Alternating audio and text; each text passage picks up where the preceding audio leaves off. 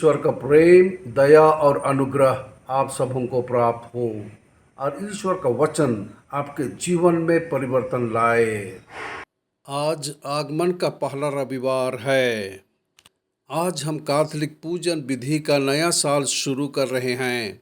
रविवार पाठ चक्कर ए से बदलकर चक्कर बी हो गया है।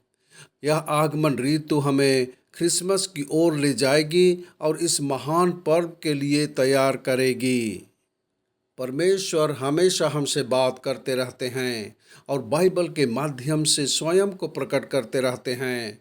आइए हम परमेश्वर के वचनों को पढ़ें, उनके वचनों को सुनें और इन वचनों को अपने दैनिक जीवन में जीने का प्रयास करें। आज के पाठों का सारांश। पहला पाठ, यशायाह प्रभु से लोगों की क्षमा के लिए प्रार्थना करता है। दूसरा पाठ, संत पौलुस कोरिन्थियों के विश्वास के लिए ईश्वर को धन्यवाद देते हैं। सुसमाचार पाठ, यीशु ने अपने शिष्यों को सावधान रहने की चेतावनी दी ताकि मनुष्य के पुत्र के आने पर वे तैयार रहें। आज का पहला पाठ यशायाह पुस्तक से लिया गया है। नबी यशायाह अपने सहित अपने लोगों के लिए प्रार्थना करते हैं। उसने परमेश्वर से प्रश्न किया कि उसने उन्हें अपने मार्ग से क्यों भटका दिया और उनके हृदयों को क्यों कठोर कर दिया कि वे उससे ना डरें। नबी ने परमेश्वर से विनती की कि वह उनकी विरासत की जनजाति उनके पास लौट आए। परमेश्वर ने उनके लिए अद्भुत काम किए थे और पहाड़ हिल गए थे, परंतु उन्हें उन सब की कोई परवाह नहीं थी। ऐसा परमेश्वर किसी ने नहीं देखा। नबी यशायाह ने परमेश्वर से वापस आने, उनके साथ रहने और उन्हें बचाने की विनती की। आज का दूसरा पाठ कोरिन्थ के विश्वासियों के लिए संत पौलुस के पहले पत्र से लिया गया है। उसने उनके लिए सर्वदा परमेश्वर का धन्यवाद किया, क्योंकि परमेश्वर के उस अनुग्रह के कारण जो मसीह यीशु में वे हर प्रकार से सारे ज्ञान से वे समृद्ध हो गए थे। उनके पास किसी आध्यात्मिक उपहार की कमी नहीं थी, क्योंकि वे यीशु मसीह के प्रकट होने की प्रतीक्षा कर रहे थे।